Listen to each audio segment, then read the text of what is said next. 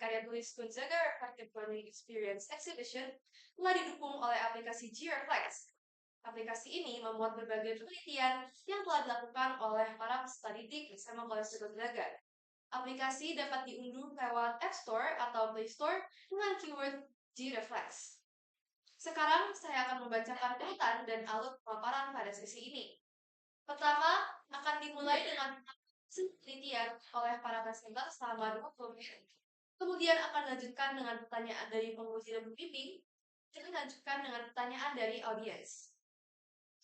Kami himbau untuk para hadirin sekalian menjaga ketenangan dan meminimalisir keluar bersama selama pemaparan tanpa berlama-lama lagi. Mari kita sambut kelompok 10 dengan tepuk tangan yang meriah.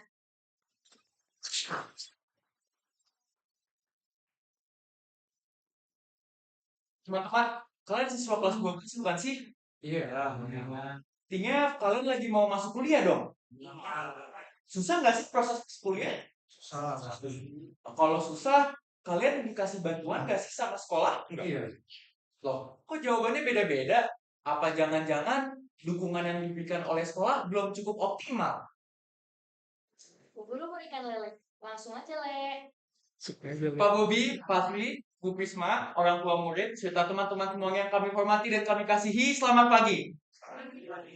Kesempatan kali ini, kami kelompok 10 karya tulis ilmiah presentasikan penelitian yang sudah kami rancang dengan mengangkat judul Analisis Peran Sekolah dalam Mendukung Transisi Siswa ke Perguruan Tinggi khususnya untuk Angkatan 35 SMA College Gonzaga. Dalam presentasi kali ini, kami akan mengulas segala sesuatu terkait dengan topik yang sudah kami tentukan, mulai dari latar belakang penelitian hingga nanti akhirnya kesimpulan yang kami dapatkan. Sebelum memasuki presentasi, izinkan kami untuk memperkenalkan diri terlebih dahulu. Kami dari kelompok 10 dan saya adalah Ale. Saya adalah Deram. Saya Sela. Saya Berikutnya, kami memberi kesempatan kepada para hadirin sekalian untuk membaca secara singkat abstrak dari penelitian kami. Abstrak ini berisikan gambaran umum dari penelitian kami, sehingga jika para hadirin membacanya, maka para hadirin akan dapat dengan lebih mudah memahami isi dari presentasi kami nantinya. Para hadirin juga dipersilakan untuk mengambil foto atau bahkan dapat mengakses abstrak ini melalui aplikasi G-Reflex yang sudah tadi disebutkan oleh teman saya juga. Oke, sekarang jangan khawatir apabila belum sempat membacanya secara sungguh, karena kami akan menjelaskan segala isinya dalam presentasi ini. Langsung saja perkenankan kami untuk memulai presentasi. Pertama, kami akan menjelaskan latar belakang penelitian kami serta juga fenomena yang akan kami analisis. Latar belakangnya adalah kami melihat bahwa perguruan tinggi merupakan kelanjutan dari pendidikan menengah yang digunakan untuk menyiapkan peserta didik untuk menjadi anggota dari masyarakat yang memiliki kemampuan akademis dan atau profesional. Pendidikan tinggi ini persiapan seorang murid untuk memilih perguruan tinggi serta juga memilih jurusan sejak dini merupakan hal yang esensial apabila peserta didik tersebut ingin menentukan masa depannya. Sayangnya, sebuah penelitian yang dilakukan oleh Muhazir dan Syah Putri pada tahun 2020 menyatakan bahwa masih banyak peserta didik yang merasa bingung. Mereka tidak tahu akan potensi yang mereka miliki dan mereka juga tidak memiliki perencanaan yang matang terkait dengan masa depan mereka. Kami, kelompok 10, menilai bahwa lembaga pendidikan seperti misalnya sekolah memiliki sangat signifikan dalam membantu siswa-siswi dalam proses perencanaan tersebut, dalam proses persiapan mereka menuju perguruan tinggi. Dalam konteks SMA College Gonzaga, kami melihat bahwa pemilihan jurusan merupakan suatu hal yang sangat kompleks karena ada banyak faktor yang mempengaruhi hal tersebut. Namun, kami juga melihat bahwa ternyata pemberian informasi serta pemberian dukungan yang diberikan oleh SMA College Gonzaga masih dinilai belum optimal. Dan ini dapat menyebabkan ketidaksesuaian dan ketidakpuasan dalam diri para peserta didik akan pilihan mereka nantinya. Oleh karena itu, berdasarkan kenyataan yang sudah saya uraikan, kami ingin melihat fenomena yang terjadi berdasarkan 3 aspek utama, yaitu pertama, kami melihat SMA College Gonzaga sebagai objek pendidikan atau lembaga pendidikan yang memiliki kewajiban untuk memberikan dukungan terhadap siswa-siswinya, terutama dalam konteks ini mereka yang ingin melanjutkan pendidikan ke jenjang yang lebih tinggi. Kemudian, kedua, model pendampingan atau teknik-teknik yang digunakan oleh SMA College Gonzaga dalam memberikan dukungan atau dampingan kepada siswa-siswinya. Kami menggunakan teori seperti kura personalis, 4 CHI, dan core values lainnya untuk menilai seberapa besar peran dan dukungan yang diberikan oleh SMA Konsultangan. Yang terakhir adalah kelulusan siswa. Kami gunakan hal ini sebagai indikator keberhasilan sekolah dalam membantu siswanya untuk menuju perguruan tinggi. Kami meneliti angkatan 35 atau angkatan yang baru saja lulus yang kini menjadi alumni karena mereka baru saja merasakan secara langsung peran dari sekolah dan bentuk-bentuk dukungan dari sekolah. Nah, lanjut, berikut merupakan rumusan masalah dari penelitian kami. Yang pertama yaitu peran sekolah dalam mendukung siswa-siswi angkatan 35 selama sebelum, selama, dan setelah persiapan menuju perguruan tinggi, dan juga bentuk aftercare apa yang diberikan sekolah untuk persiapan siswa-siswi di perguruan tinggi nanti. Yang kedua yaitu bentuk informasi yang dibutuhkan oleh siswa-siswi angkatan 35 menuju perguruan tinggi. Pastinya informasi dibutuhkan meliputi beasiswa dan juga jalur masuk seperti SNBP, SNBT, Mandiri maupun. Lanjut, berikut merupakan hipotesis yang kami ajukan. Yang pertama, kami menduga bahwa peran sekolah dalam mendukung transisi siswa-siswi angkatan 35 masih kurang optimal dan kurang maksimal. Mengapa? Karena berdasarkan data wawancara dari orang tua dan juga guru BK, kami mendapatkan bahwa kebanyakan siswa-siswi masih mengandalkan riset pribadi dan riset mandiri, sehingga peran sekolah ini tidak terlalu dilihat dan sedikit minim. Kemudian, siswa-siswi juga membutuhkan informasi jelas mengenai seleksi masuk seperti yang tadi saya sebutkan, seperti SNPP, SNBT, Mandiri maupun kelas internasional. Kemudian untuk jurusan yang prospek karir, pastinya kedua hal ini perlu saling berkaitan, dan juga strategi adaptasi di perguruan tinggi, dan dimana pastinya transisi dari SMA ke perkuliahan itu membutuhkan proses yang cukup lama dan juga tidak singkat. Berikut adalah metode penelitian kami yaitu kualitatif, di mana kita membagi kuesioner dengan menyebar ke WhatsApp dan mewawancari langsung subjek penelitian kita dengan pertanyaan yang mendalami kepada pengalaman dan perspektif subjeknya. Subjek penelitian kami ada 3, yaitu pertama alumni, yaitu Ray Rafael dan Nuri Nova. 2, sekolah, yaitu BK, yaitu Bu Ica. Dan terakhir orang tua alumni, yaitu ibunya Davin dan Nico. Berikutnya, kami akan langsung masuk ke dalam hasil dan pembahasan. Pertama, kami peneliti ingin mengetahui terlebih dahulu bagaimana bentuk persiapan mandiri yang dilakukan oleh tiap-tiap peserta didik, supaya kami dapat mengetahui apakah mereka masih membutuhkan dukungan dari sekolah atau tidak. Seperti yang tadi sudah dijelaskan oleh teman saya dan kami sempat membagikan kuesioner yang berisikan beberapa pertanyaan terkait dengan topik ini. 2 diantaranya sudah tertera di dalam layar ini.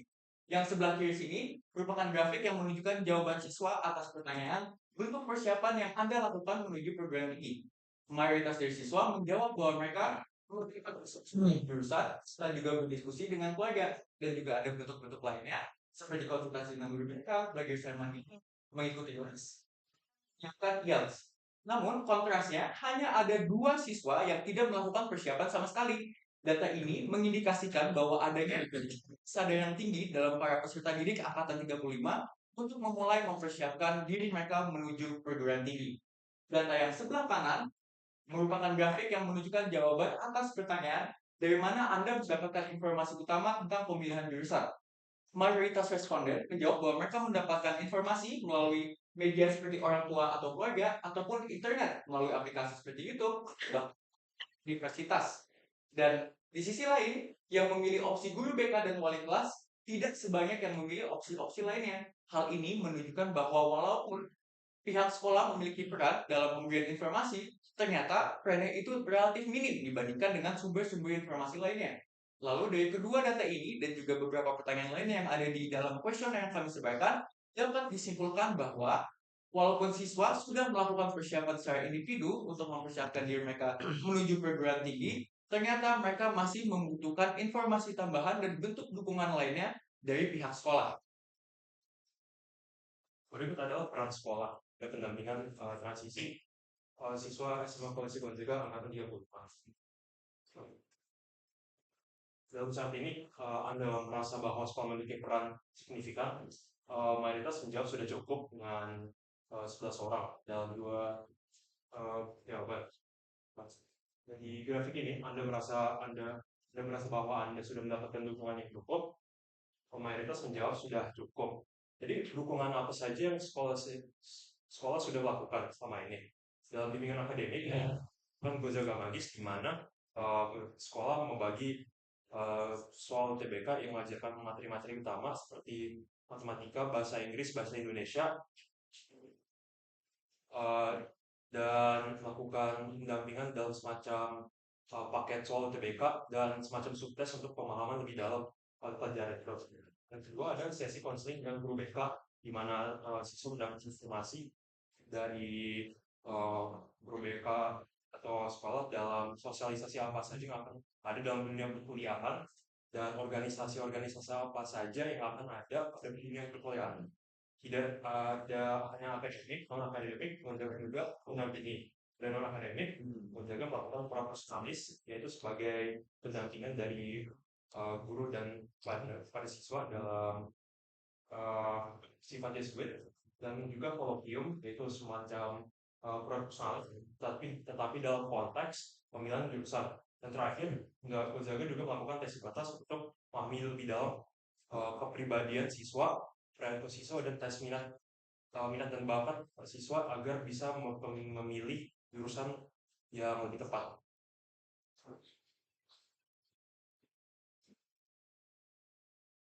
Lanjut ke hasil pembahasan ketiga, di mana ada pemilihan jurusan.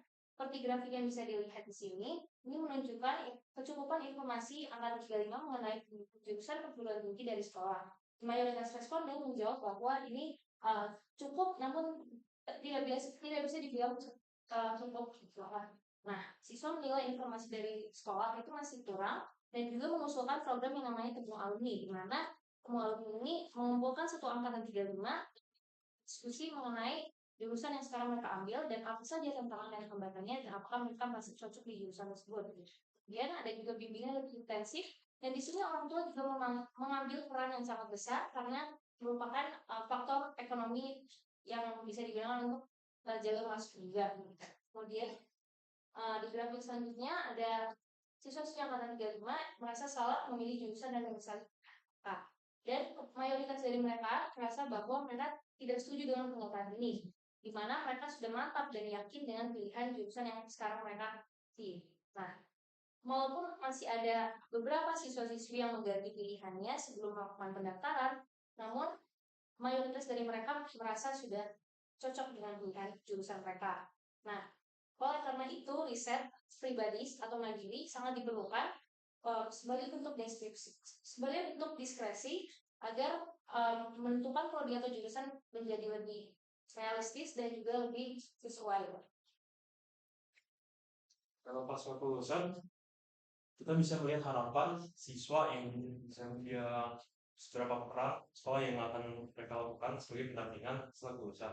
Bisa dilihat mayoritas positif, tapi realitanya sekolah minim dalam pendampingan sesuai pasal kelulusan dengan hanya 2 orang menjawab sudah cukup setelah kelulusan, pendampingan pasal kelulusan siswa. Jadi kita bisa simpulkan sebagian besar responden merasa dukungan sekolah selalu itu aftercare. Meski beberapa alumni masih dibimbing guru BK, namun terbatas karena alumni sudah terpecah atau tidak bisa dikomunikasi, dan fokus sekolah sekarang adalah kepada angkatan berikutnya, yaitu kita angkatan 36.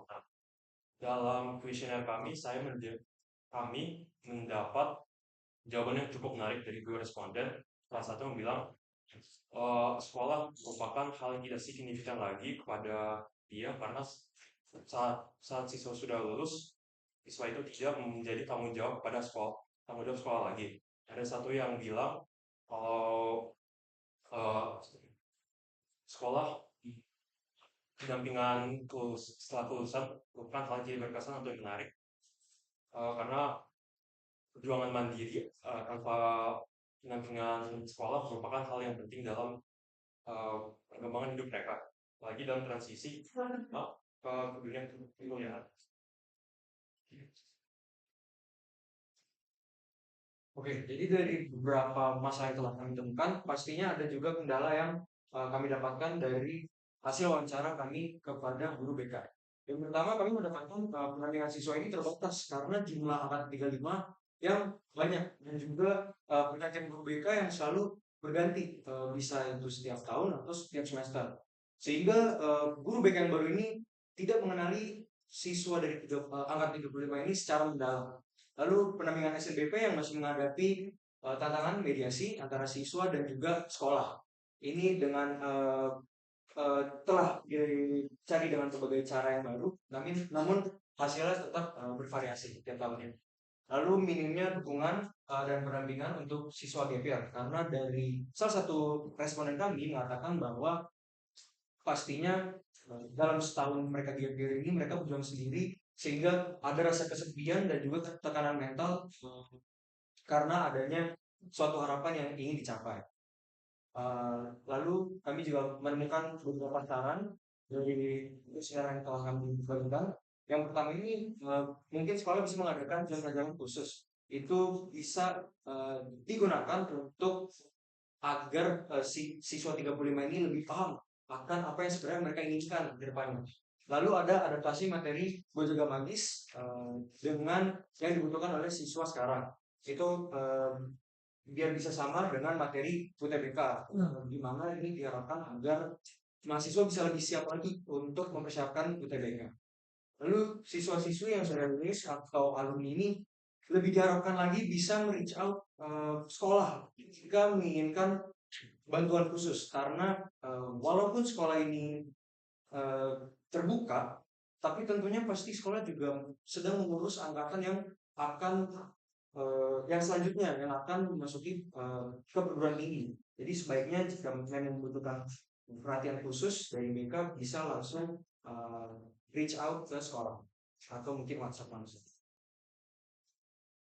Lalu di sini ada roda pengetahuan di mana kami menggunakan beberapa materi selama kami meneliti. Yang pertama ini ada matematika, mengolah data dan statistik yang diperoleh melalui penyebaran kuesioner ini dapat membantu kami mengidentifikasi pola dan juga keputusan pemilihan jurusan siswa. Yang kedua ini ada ekonomi, kemampuan peserta didik dalam ekonomi pastinya berbeda-beda. Jadi ekonomi dalam keuangan ini pasti menjadi pertimbangan yang sangat signifikan atau pertimbangan yang sangat penting untuk memilih studi lanjut. Selanjutnya yaitu BK atau bimbingan konseling, di mana kita memberikan bimbingan akademik dan psikologis. Nah, kalau bimbingan akademik ini pastinya seperti teman-teman tahu, BK lah yang bertugas untuk memengaruhi pemeringkatan eligible dan SNBP, dan juga untuk psikologis, ruang BK selalu terbuka untuk teman-teman bisa konsultasi atau curhat atau mungkin ngobrol dengan salah satu psikolog sekolah ataupun guru BK lainnya. Selanjutnya ada pelajaran SIP atau integrasi sejarah di mana melihat riwayat sejarah dari Universitas. Ini sesuatu yang angkatan 35 sangat melihat riwayat dan reputasi kampus sampai nama baik. Sore. Ya. Berikutnya adalah teori lingkungan sosial dalam ilmu sosiologi. Teori ini digunakan untuk menganalisis interaksi yang terjadi antara peserta didik dengan lingkungan sosial mereka. Lingkungan sosial ini meliputi keluarga, teman sebaya, ataupun sekolah. Dan bagaimana hal tersebut dapat mempengaruhi seorang peserta didik dalam menentukan pilihan jurusan mereka. Yang terakhir adalah minat dan bakat dalam ilmu psikologi. Pengenalan minat dan bakat merupakan suatu hal yang esensial. Bagaimana seorang siswa ingin memilih jurusan mereka atau memilih opsi pendidikan tinggi mereka ketika mereka tidak mengetahui apa yang mereka sukai dan apa yang mereka dapat lakukan. Oleh karena itu, minat dan bakat menjadi faktor yang sangat penting. Oke, jadi dari penelitian kami ini menunjukkan kesimpulan. Yang pertama ini SMA Plus Gojaga mendukung transisi siswa angkatan 35 ke perguruan tinggi melalui bimbingan akademik, konseling dan juga program seperti Gojaga Magis. Namun pendampingan pemilihan jurusan ini dirasa masih kurang ke setiap murid di angkatan 35. Lalu dukungan setelah lulusan ini juga dirasa belum maksimal, sehingga alumni atau angkatan 35 ini beradaptasi dengan lingkungan yang baru dengan cara mereka sendiri-sendiri. Lalu ada beberapa informasi yang dibutuhkan siswa. Yang pertama itu ada pemahaman tentang bagian jurusan kuliah. Ini diharapkan agar siswa 35 atau bahkan sampai selanjutnya ini bisa memilih jurusan yang menjadi passion dari mereka. Lalu prospek karir.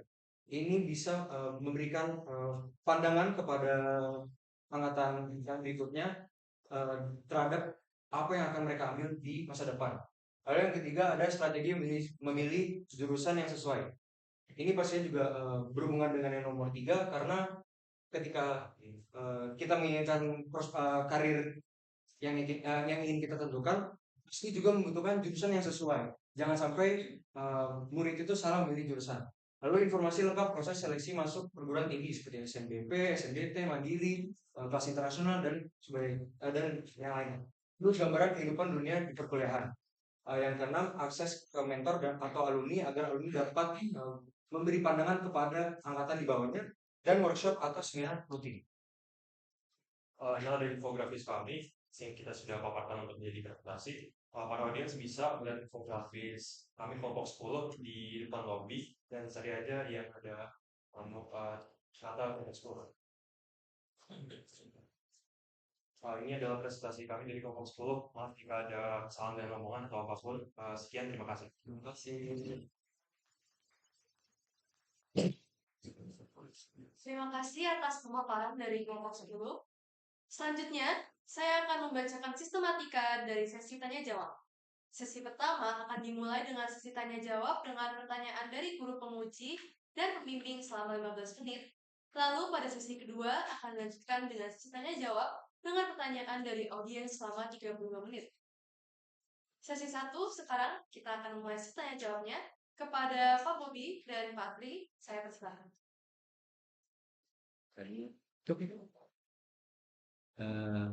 Terima kasih atas paparannya, luar biasa. Terima kasih. Ya. Bagi saya sebagai seorang guru yang sudah mengajar kurang lebih 34 tahun di sini, saya menemukan kalian anak-anak yang hebat, anak-anak yang berani berbicara, anak-anak yang berani mengungkapkan suatu pendapat, apalagi berhubungan dengan alumni, ya, berhubungan dengan lulusan. Yang pertama, dari sekitar 270 siswa yang alumni 35, kalian mengambil responden sebanyak 33. Nah, pertanyaan saya, 270 orang itu, siswa itu tentunya ingin masuk ke perguruan tinggi. Umumnya adalah perguruan tinggi negeri itu ya. Nah, pertanyaan saya sederhana saja. Dari 33 siswa itu, yang diterima di perguruan tinggi negeri itu berapa anak, yang tidak diterima di perguruan tinggi negeri berapa anak. Artinya yang di swasta misalnya. Yang pertama. Yang kedua, sampai lupa tadi. Yang kedua, dari paparan yang tadi, dari hasil tadi saya oke deh. Saya mencoba menerima dengan pendapat kalian tadi bahwa misalkan untuk kesimpulannya tadi, kalau dari 270 kalian membuat suatu paparan yang luar biasa tadi, oke, kita bisa terima aja, misalkan itu anggap aja berapa persen itu ya, 30% ya Pak Budi ya, 10% lah ya, anggap 10%-nya ya, 10% dari mahasiswa itu anggap aja sudah mewakili gitu ya. Tetapi pertanyaan tadi yang pertama itu tadi, yang kedua, kalau misalkan salah satu apa namanya, ini tadi saya sudah menulis ya. Nah, dukungan kata salah satu tadi adalah dukungan yang masuk ke perguruan tinggi itu hanya berapa 2% atau apa ya, dukungan terhadap alumni itu nggak salah. Nah, pertanyaan saya, dukungan apa? Dukungan sekolah seperti apa yang diharapkan? Kira-kira mohon ya diinfokannya, dukungan apa yang diharapkan dari alumni dari sekolah itu, kira-kira apa dukungannya? Nah, dukungan bagi yang sudah lulus gitu ya, tentunya bagi yang sudah lulus. Nah, itu apa yang diharapkan dukungannya? Karena kami belum membaca, belum terima kira-kira dukungannya adalah misalkan bla bla bla bla bla ini, atau misalkan anak-anak itu digiring terus sampai perguruan tinggi, sampai mendapat perguruan tinggi dan seterusnya. Kita tidak menemukan ya. Saya belum menemukan seperti itu. Nah, kira-kira itu saja, dua saja di sementara ini ya. Terima kasih. Baik, silakan pertanyaannya, berarti saya silakan kepada kelompok pengajian. Boleh, silakan.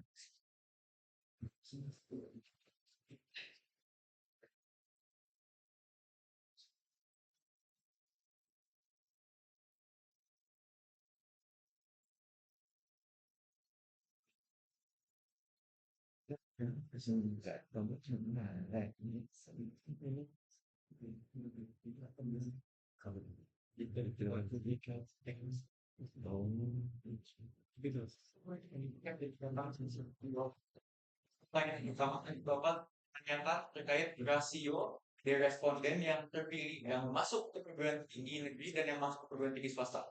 Kalau dari respondennya yang 33 orang itu kami tidak dapat menentukan jumlah eksak dari tiap-tiap individu yang masuk ke dalam perguruan tinggi atau masuk perguruan swasta. Tapi yang kami tahu bahwa dari responden kami itu hampir semuanya sudah masuk ke dalam perguruan tinggi dan bervariasi. Jadi tidak hanya yang masuk perguruan tinggi negeri ataupun swasta, bahkan ada juga yang tiap year dan ada yang sampai ke luar negeri. Namun kalau misalnya kami melihat dengan lensa yang lebih luas, kami melihat statistik dari angkatan 35 di ruangan BK itu ada di papannya papan gelas jumlah siswa angkatan 35 yang masuk ke dalam perguruan tinggi negeri. Dan dari sekian banyak orang 200.000 ya tadi Pak. Seingat saya yang masuk ke dalam perguruan tinggi negeri itu hanya dalam hitungan puluhan. Dan itu menunjukkan bahwa ada 100 lebih atau bahkan 200 lebih orang yang tidak masuk perguruan tinggi negeri atau ya tidak masuk perguruan tinggi negeri karena mereka emang tertolak atau mungkin mereka emang memilih swasta, memilih gap year atau opsi-opsi lainnya.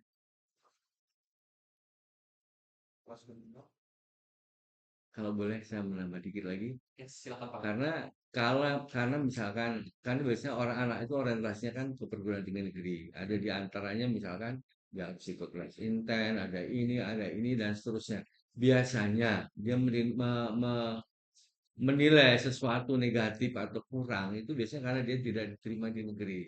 Oh, karena gue gini dong, nah gue diterima negeri gini dong. Nah itu kemungkinan begitu kan. Jadi bagi saya itu kurang tepat banget ya. Misalkan dari 33 responden itu misalkan ada 50%-nya atau 30%-nya atau berapa persen yang diterima, misalnya tidak diterima sekian persen, yang ke luar negeri sekian persen, maka kita bisa mengira-ngira oh ini tepat sekali gitu. Tapi it's okay lah, tapi it's okay ya.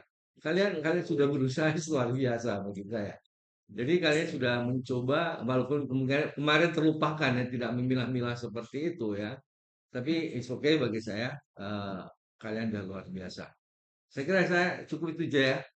Mungkin ada Pak Bobi tambahannya, silakan. Pertanyaan kedua belum dijawab Pak. Pertanyaan kedua belum Pak? Oh, yang kedua ya masih ada yang lupa. Mungkin untuk pertanyaan dukungan ini, Oh ya, dukungan yang diharapkan ya, maaf. mungkin dalam periode tertentu gitu ya Pak, para alumni ini bisa di kontak kembali dengan kabar dari masing-masing siswa. Karena seperti dari responden kami itu tidak semua siswa berani seperti yang sudah disebutkan tadi Ryan, dia tuh masih seperti datang ke sekolah, minta pendampingan, itu gak semua siswa berani. Jadi mungkin sekolah bisa menanyakan kabar dari masing-masing murid ini dalam periode-periode tertentu untuk diberikan pendampingan jika mereka membutuhkan. Mungkin seperti saya ingin menambahkan juga Pak. Jadi juga sempat disebutkan dalam hasil pembahasan bahwa ada salah satu responden yang merekomendasikan sekolah untuk membantu kami para siswa khususnya yang nantinya akan udah lulus untuk mewadahi sebuah pertemuan antar alumni. Jadi itu pertemuannya bisa pertemuan langsung, dapat berupa forum atau bahkan sekedar grup WhatsApp yang berisi grup WhatsApp atau grup lain yang isinya alumni-alumni, dan hal itu dapat digunakan sebagai sarana bagi kami siswa untuk saling bertukar pikiran, saling berbagi pengalaman dan sebagainya. Karena menurut kami agak sulit bagi kami untuk menciptakan sebuah forum alumni kalau tidak diharuskan oleh sekolah atau tidak diwadahi oleh sekolah. Boleh saya tambahin dikit. Mungkin masukkan di saran di dalam catatan kalian. Salah satu wadahnya adalah menyapa alumni baik non PTN maupun yang PTS maupun yang luar negeri itu disapa ya. Kalau mungkin selama ini tidak tersapa ini maaf ya, tidak tersapa, mungkin suatu saat harus disapa karena bagaimanapun juga lulusan Gonzaga ada alumninya gitu ya. Jangan merasa yang di swasta terus anak tirikan gitu ya, yang anak masih ada yang PTN-nya gitu. Setuju ya? Setuju, Pak. Itu saran ya. Nambahin nanti. Siap, Pak. Terima kasih. Siap, Pak. Baik, terima kasih Pak atas pertanyaannya dan terima kasih untuk kelompok jawabannya. Bagi Pak Bobi, Oke. Siap ya, Ale, Deren, Sela, sama Philip ya. Pak. Siap. Ini banyak nih catatannya. Oke, saya agak sedikit maju ke depan ke bagian informan kalian siapa? Narasumber kalian. Nah, subjek penelitian kalian ada tiga ya. Alumni, sekolah, dan orang tua. Nah, alasan kelompok memilih tiga, saya sebutnya tiga kelompok ya. Kelompok alumni, kelompok sekolah, lalu kelompok orang tua. Alasan kalian memilih tiga kelompok itu apa? Dan apakah dari jawaban tiga subjek penelitian kalian itu, apakah kalian sebagai kelompok peneliti puas dengan jawaban itu? Itu yang pertama. Nanti ada lanjutannya. baik, terima kasih atas pertanyaannya Pak Bobi. Saya persilakan kepada kelompok. Saya izin menjawab, Pak. Kalau untuk ketiga subjek penelitian ini, kalau dari sekolah kan sebagai institut lembaga formal dunia.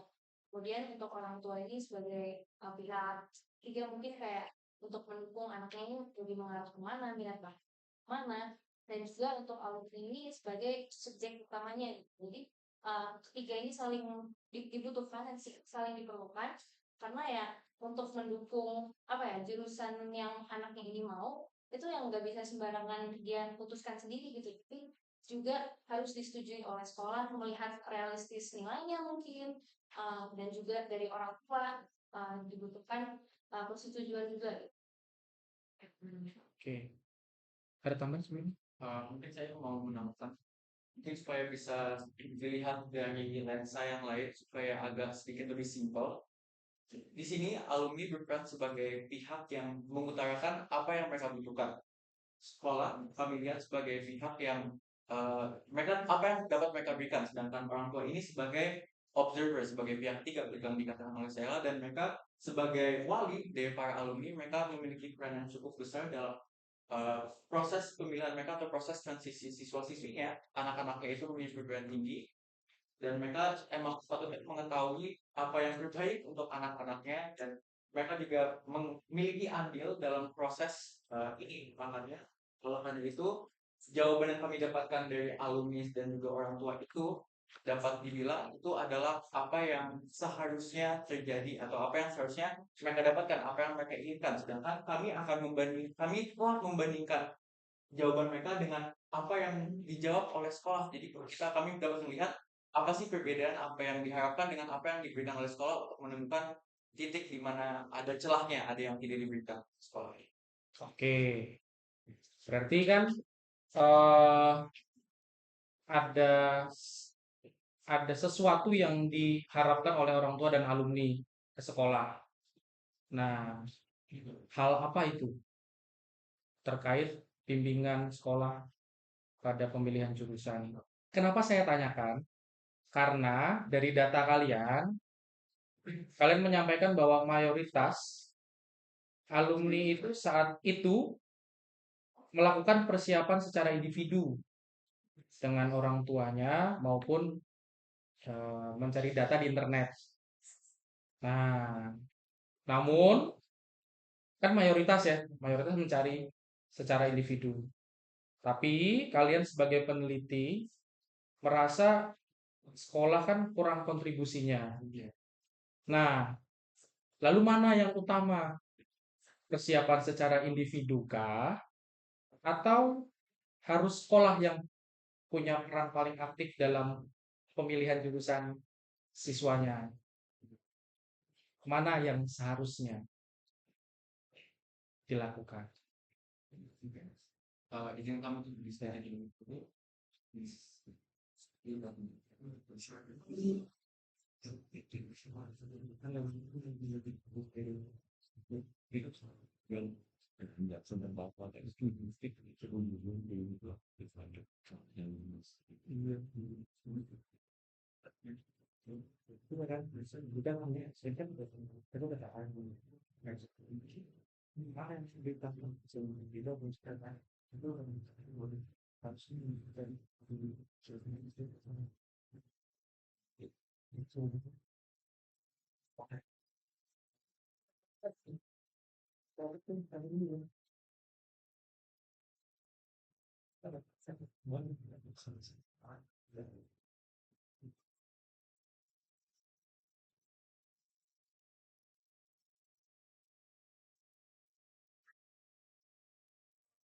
Jadi bertanya sama Menjawab.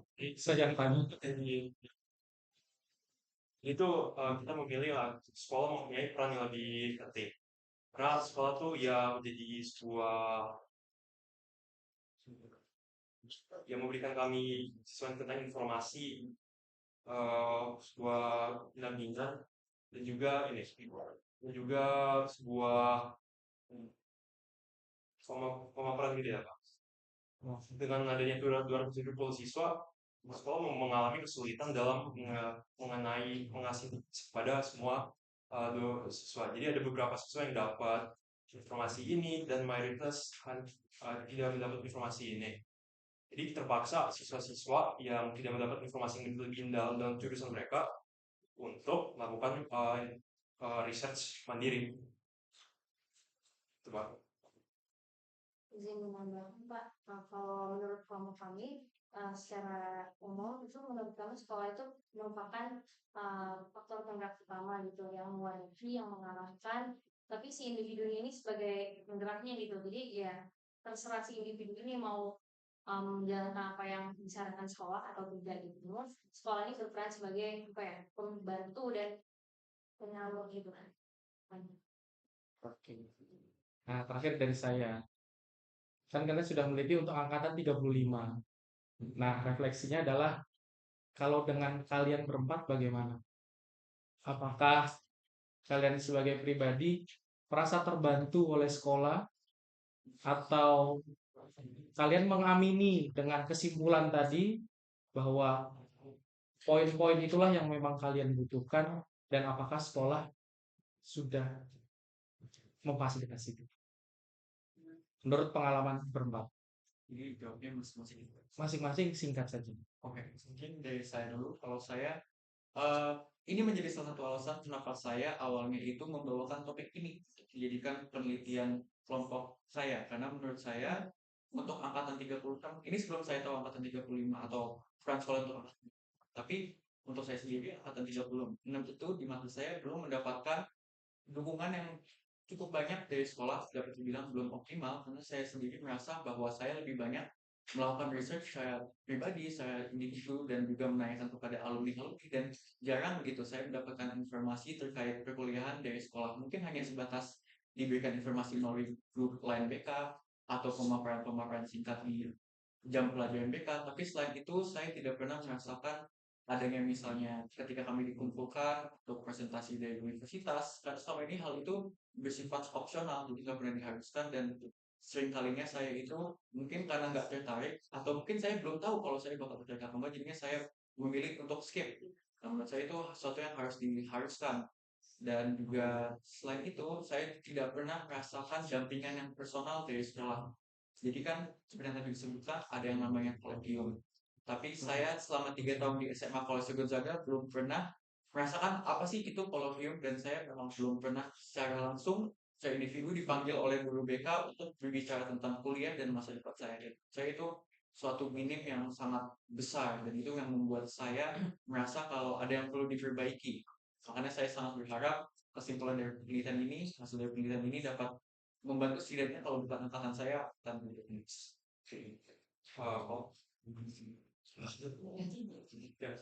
Kalau dari saya sendiri, saya mendapat cukup sih. Kalau dibandingkan angkatan 35 dengan angkatan 36, sekolah sudah bisa melakukan pendampingan seperti menunjukkan kita kampus, seperti kita ke BINUS, kemudian fasilitas yang ada. program-program, expo, dan juga sesi-sesi jam pelajaran yang diganti dengan BK. Menurut saya itu sudah cukup. Jika dibanding dengan angkatan 35, saat kelas 10 atau kelas 11 mereka mengalami 1 tahun tanpa BK. Tapi pada akhirnya akan berdiri sendiri karena saat ini apakah saya ini untuk mendapatkan informasi dari BK atau tidak tentang program jurusan saya. Kalau dari saya mungkin dari pengalaman saya pas jam BK ya, kebanyakan tuh isinya kayak nanya-nanya kalau misalnya kita tuh udah keterima ke PTS atau perguruan tinggi swasta atau belum, dan juga apa jurusan dan universitas apa yang mau kita tuju gitu. Kemudian sisanya sih paling perlu petunjuk membuat akun, dan selama ini yang saya lakukan sama kayak Ale, misalkan kolokium one on one sama guru BK yang nggak pernah jurusan memilih juga ya, diskresi menentukan jurusan, pilihan jurusan bersama BK gitu loh. Jadi ini kayak udah bisa menentukan secara realistis, bahkan itu berdasarkan kemauan kita sendiri gitu, tapi bukan secara realistis nilainya itu mencukupi atau enggak. Kalau Jadi Pak, itu saya merasa masih kurang. Terutama seperti yang tadi saya jelaskan tadi di slide, yang ada di slide itu, yang Mungkin sambil ditunjukkan slide-nya. oh, boleh. Sampai jelasin Pak.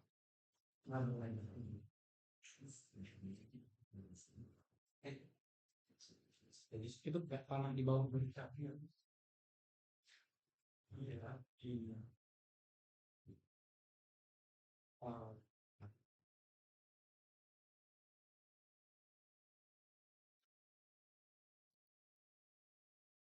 Ini tadi di bagian sini saya menjelaskan bahwa guru BK ini dia selalu ganti setiap semester atau setiap tahunnya.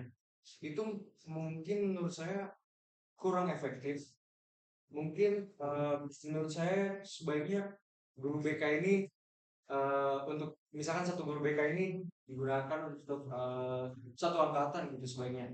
Karena yang saya rasakan selama 3 tahun ini seperti kelas 1 guru BK saya berubah sekali, lalu pada kelas 2 itu berubah lagi, terus tiba-tiba tidak ada BK lagi, dan ketiga ini baru ada lagi. Yang saya rasakan itu misalkan pada saat kelas 1 nih, saya sudah menceritakan diri saya gitu, saya sudah memberikan apa yang menjadi keinginan saya. Namun karena pergantian guru BK yang baru ini di kelas 2 dan di kelas 3, saya terus ditanyakan itu Pak. Jadi pertanyaannya hanya itu doang. Jadi kayak pengenalan lagi. Jadi kapan gitu pendalaman? Karena karena Ada grup BK ya?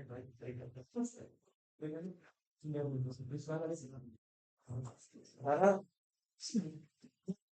selalu ada aja selalu sama satu pertanyaan. Mungkin ada beberapa pertanyaan seperti mau kuliah di mana, mau kerja jadi apa, dan mau jurusan apa. Nah itu aja Pak. Nggak ada pendalaman yang lagi gitu. Jadi saya jujur selama 3 tahun ini saya justru mendapatkan informasi untuk melanjutkan pendidikan ini di saya sendiri, dan juga bantuan dari orang tua saya, terlebih lagi ibu saya. Jadi menurut saya ya pendampingan BK ini masih kurang. Namun untuk memenuhi kebutuhan seperti kayak mau keluar negeri kayak motivation letter, terus kayak ya itu tadi akun SMP itu ya itu sudah cukup. Bikin Oke, bisa. Baik, terima kasih untuk Pak Bobi atas pertanyaannya dan terima kasih untuk kelompok atas jawabannya. Sekarang kita akan mulai sesi tanya jawab sesi kedua.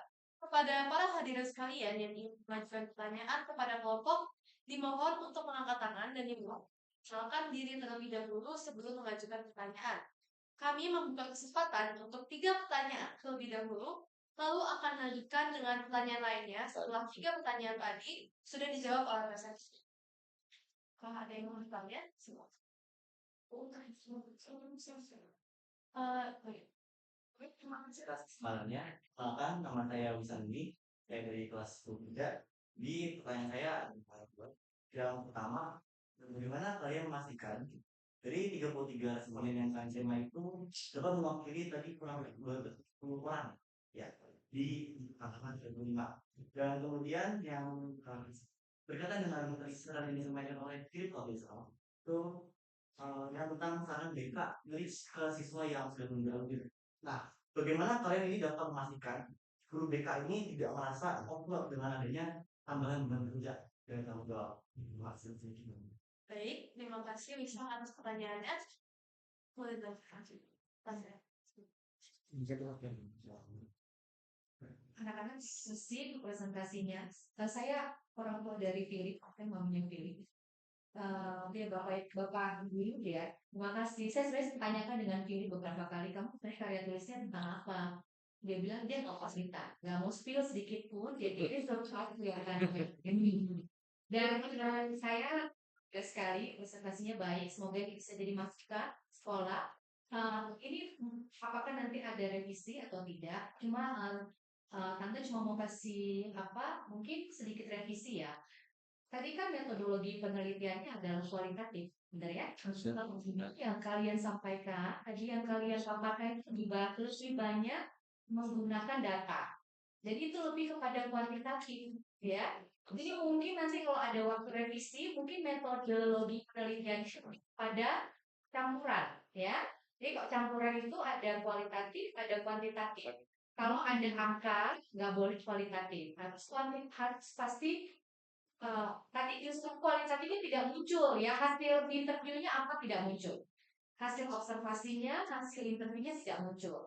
Jadi kalau Tante cuma mau kasih masukan, mungkin hasil interviewnya bisa dipaparkan supaya muncul kualitatifnya apa, atau metodologi penelitiannya menjadi metodologi campuran di mana ada angkanya muncul, kemudian hasil wawancaranya muncul supaya lebih perfect lagi hasil penelitiannya ya. Jadi ini keren banget. Hari ini Tante berdoain kalian naik di bos.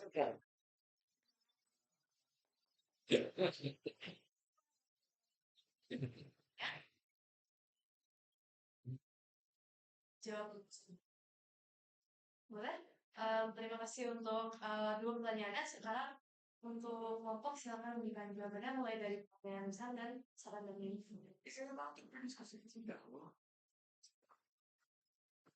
Pertanyaan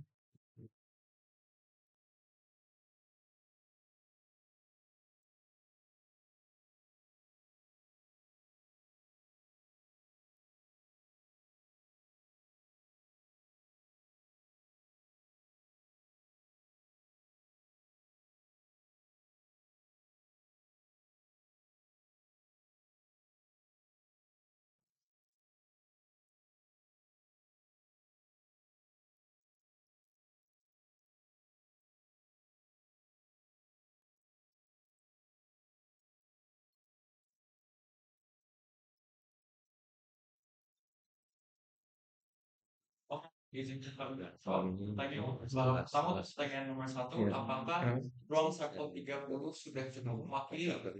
Pada dasarnya, segala penelitian, berapapun jumlah populasinya, ada hukum yang menyebutkan bahwa ruang sampel minimumnya itu setidaknya 30. Jadi sebetulnya ini sudah bisa dibilang valid, tapi apakah menurut kami mewakili? Jujur, iya, mungkin secara kuantitas tidak mewakili, tapi kalau misalnya kami melihat dari isinya, apa yang mereka sampaikan, itu sudah cukup mewakili. Lalu selain penyebaran kuesioner, kami juga melakukan observasi langsung, dan observasi ini dalam jangka waktu yang cukup lama. Pokoknya selama 35 masih ada di SMA Kelas Gonzaga, dan selama kami juga ada di SMA Kelas Gonzaga, itu kami memperhatikan. Dan ini menurut kami 33 orang ini tidak hanya mewakili satu angkatan 35, namun juga mewakili angkatan kami juga ya 36, dan mungkin angkatan-angkatan lainnya yang turut merasakan peran BK dalam kehidupan di sekolah mereka. karena kami melihat bahwa emang semua orang menyuarakan hal yang relatif sama, walaupun mungkin tadi seperti Darren memiliki opini yang berbeda, tetapi mayoritas dari apa yang kami dengar ear to ear itu mouth to ear, kebanyakan orang mouth to mouth itu kebanyakan orang menyebutkan hal yang sama.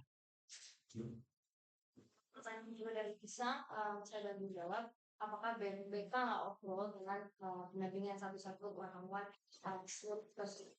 Nah, menurut kelompok kami itu merupakan kewajiban BK untuk memfasilitasi kami terhadap pendampingan tersebut, karena kan kami juga sebagai siswa-siswi di sini juga yang kami butuhkan dari BK itu pastinya pendampingan dan juga arahan gitu. Kalau misalnya kita tidak diarahkan dan kita tidak dilihat gitu dari berdasarkan nilai-nilai ataupun prestasi di sekolah, itu pastinya kita tidak bisa menentukan seperti gitu. Jadi saya itu merupakan tanggung jawab untuk BK. Izin menambahkan, kami juga menilai bahwa selama ini BK itu kurang transparan dalam melakukan pekerjaannya. Karena yang kami tahu itu guru BK emang tugasnya hanya untuk mendampingi kami. Kami sudah tahu kalau mereka itu melakukan hal-hal lain. Makanya kami dapat membilang bahwa kami itu menuntut mereka lebih mendampingi kami secara lebih maksimal. Karena memang kami juga tahu sebenarnya apa saja yang mereka kerjakan. Jadi kami mengasumsi bahwa mereka tugasnya hanya kami. Jadi mungkin itu menjadi dasar kenapa kami ingin guru BK untuk lebih involved dalam kehidupan kami, terutama dalam kehidupan menentukan perguruan tinggi.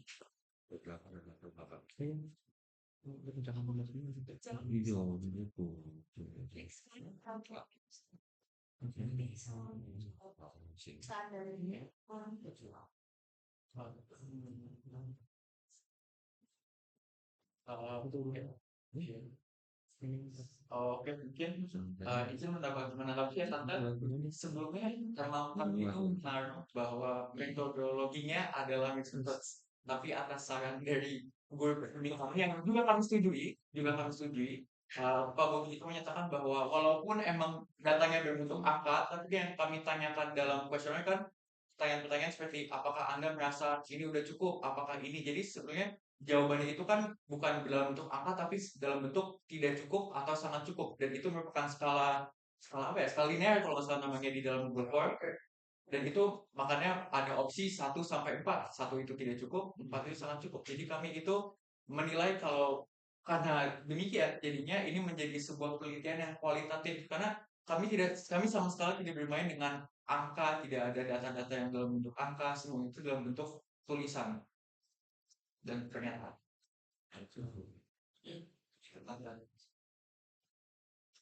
Baik, terima kasih untuk kelompok atas tanggapan lebih daripada apakah masih ada pertanyaan lagi?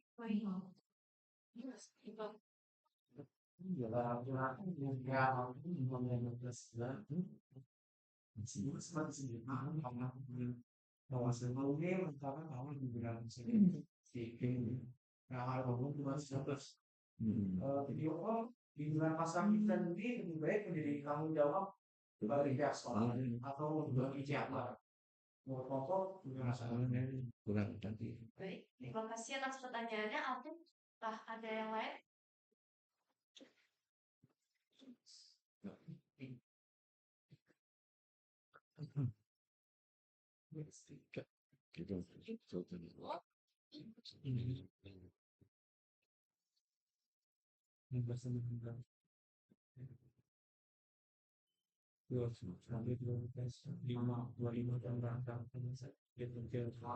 Thank you, Alvin. Dengan jawab pertanyaan kau, walaupun siswa angkatan 35 sudah lulus, mereka akan tetap menjadi alumni SMA Polisi Gonzaga hingga akan masih menjadi tanggung jawab oleh guru BK SMA Polisi Gonzaga. Mereka juga berhak untuk pendapat buat berkomunikasi dalam segi apapun selaku sebagai murid alumni SMA Polisi Gonzaga. Betul. Jadi kalau bentuk pendampingan yang kami harapkan untuk diberikan kepada alumni itu sebetulnya bukan pendampingan yang formal, kayak program khusus dari sekolah yang memang betul-betul digerakkan oleh sekolah secara formal, terstruktur dan sebagainya. Namun lebih ke apa ya, rasa sekolah memiliki kewajiban untuk setidaknya menanyakan kepada alumni-alumninya kayak bagaimana kabarnya, apakah sesuai dengan jurusannya, apakah happy di kuliah, dan pokoknya bentuk dukungan informal itu. Karena menurut kami kalau misalnya aku waktu itu jadi English Susah. menurut kami ini sistemnya sama seperti di mana sekolah harus atau pendampingan kita. Kami semua yang ini ada divisinya. Jadi pendampingannya itu seharusnya tidak berhenti ketika ingin selesai atau ketika kami lulus, tapi terus berkelanjutan. Bahkan jika kami tua nanti karena akan selalu membawa nama-nama terjaga di punggung kami. Saya ada di negeri. Jawaban tadi. Pada zaman Masih gimana? 10 menit lagi.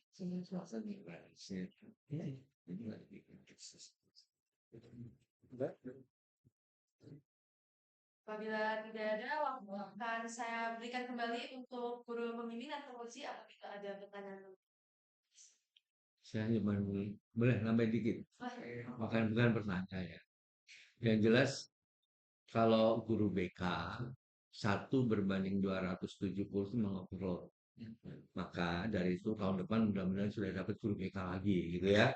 Mudah-mudahan. Jadi paling tidak kan kalau satu angkatan itu 2 guru BK mungkin tidak akan oke. Kalau misalnya salah satu anak misalkan kolokium, berarti kalau 270 itu berarti sehari 1 gitu kan. Hari-hari terakhir baru dapat lagi kan ketemu lagi gitu ya. Kira-kira seperti itu. Jadi mudah-mudahan sekolah segera mendapatkan guru BK lagi. Itu saran ditulis sama Mbak Bobi ya. Ditulis sama Mbak Bobi nanti harus dilapor pakai dulu sama guru BK. Gak apa-apa, bagus ya. Saya kira itu tambahan dari saya. Mungkin dari Pak Bobi nambah lagi. Oke, dari saya mungkin dari tiap anggota kelompok bisa menyebutkan satu kata yang menggambarkan proses kalian dalam menyelesaikan karya tulis. Ini nggak usah diskusi ya, sendiri-sendiri aja. Satu kata bisa dibangun. Satu kata tuh terserah kalian mau satu kata atau satu kalimat atau satu paragraf. Satu kata aja cukup. Oke, silakan. Bagi saya katanya adalah kompleks atau rumit. Kompleks. Kalau saya individual. Saya berjuang. Berjiwa.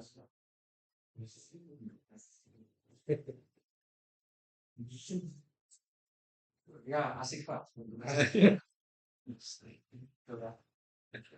Oke. Baik, terima kasih Pak Bobi dan Mas Tri atas tanggapan lanjutannya. Sekali lagi, apakah dari audiens masih ada yang menanyakan pertanyaan? Baik, apabila tidak ada, sekarang kita telah tiba di akhir sesi presentasi dan tanya jawab karya tulis kelompok 10, sekaligus menutup rangkaian presentasi pada sore hari ini. Terima kasih kepada para student yang telah hadir pada sesi presentasi siang hari ini. Mohon maaf bila ada perkataan saya selama berlangsungnya acara yang kurang berkenan. Saya, Yunika Amanda Purnama, mengucapkan terima kasih sebesar-besarnya atas perhatiannya dan antusiasme para hadirin sekalian selama berlangsungnya rangkaian presentasi ini. Sebelum kita melanjutkan acara kita, presenter dipersilakan untuk foto bersama guru pembimbing dan guru penguji. Kalau berikutnya pengambilan foto presenter sama dengan orang tua. Silakan foto.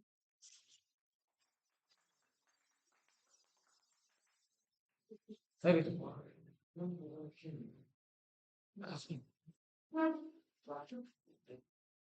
Ini bukanlah siang. Kalau kalian mau gimana Pak? Sampai ramenya dari tadi. Dari tadi sudah Pak.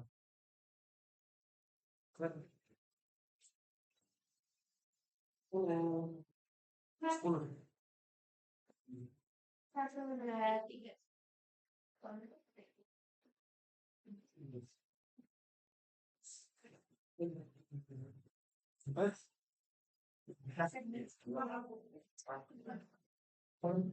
Silakan Bapak.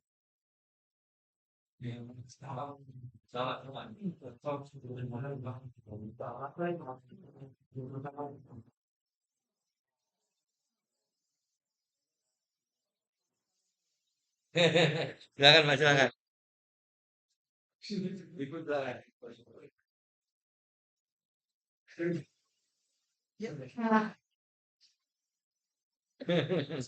Silakan Mas.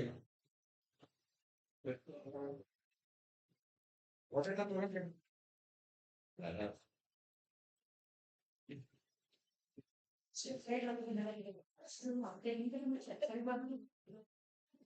Dari kanan dulu ya. Bilang. Buang di ya. Ya.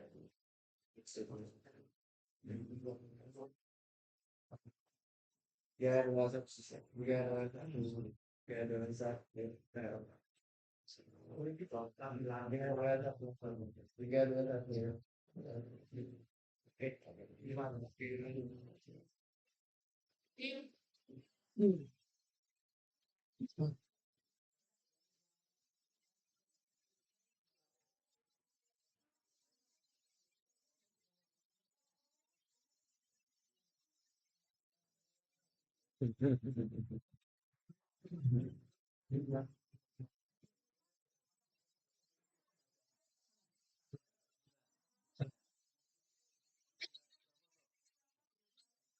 Berapa tuh belum lagi?